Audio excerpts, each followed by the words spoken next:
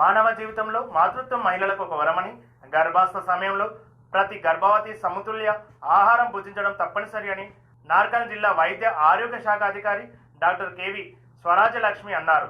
శుక్రవారం నాడు నార్కల్ జిల్లా కేంద్రంలో భగవాన్ శ్రీ సత్యసాయి బాబా 99వ జన్మదినం సందర్భంగా 45 మంది గర్భిణులకు సామూహిక సీమంతాలు నిర్వహించడం జరిగింది. ఈ సందర్భంగా ఆమె మాట్లాడుతూ ప్రతి గర్భిణి గర్భాస్థ సమయంలో, ప్రసవ సమయంలో, ప్రసవానంతరం సమయంలో తప్పనిసరిగా పలు జాగ్రత్తలు వహించాలని ఆమె సూచించారు. గర్భాస్థ సమయంలో టీకాలు తప్పనిసరిగా తీసుకోవాలని ప్రతి గర్భిణి ప్రభుత్వ ఆసుపత్రిలోనే ప్రసవించే విధంగా కుటుంబ సభ్యులు ప్రోత్సహించాలన్నారు. సాయి మందిరంలో సామూహిక శ్రీమంతాలు కార్యక్రమంలో జ్యోతి ప్రజ్వలన కార్యక్రమం వేదయుక్తంగా ఆలయ ప్రధాన అర్చకులు వావిలాల రాజశేఖర్ శర్మ నిర్వహించారు. అనంతరం దుర్గామాతకు ప్రత్యేక పూజలు చేసి కార్తీక మాసం కావడంతో దీపారాధన విశేష ఫలితమని వివరించారు.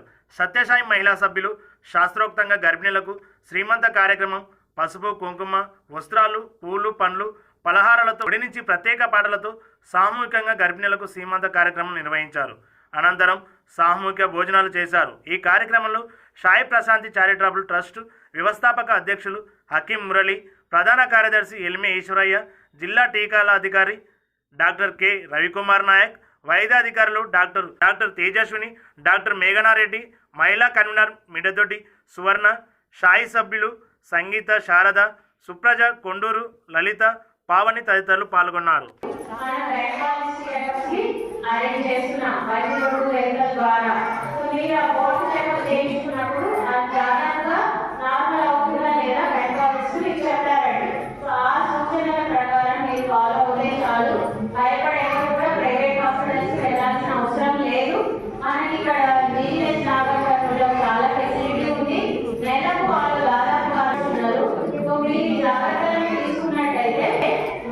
ప్రెగ్నెన్సీ అనేది ఒక డిసీజ్ కాదు, ఇది ఒక ఫిజియలాజికల్ ఈవెంట్.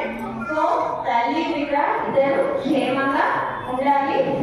క్షేమం అంటే సురక్షితమైన కాన్పు జరగాలి. ఇదే మేమందరం కోరుకునేది. Thank you. జై సాయి.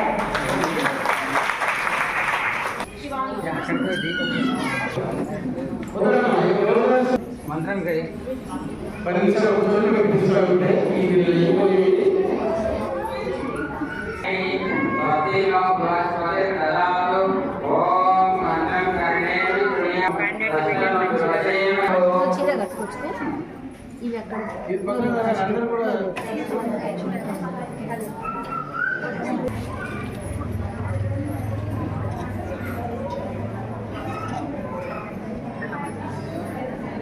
అంతవరకు ఒక 10 నిమిషాలు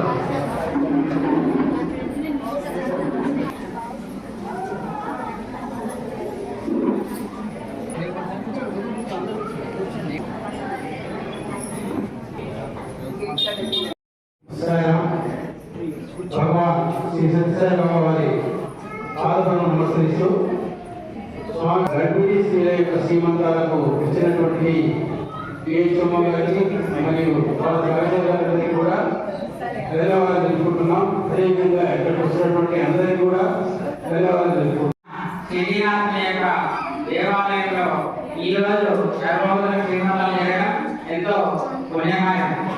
కార్తీక మాసంలో ఏ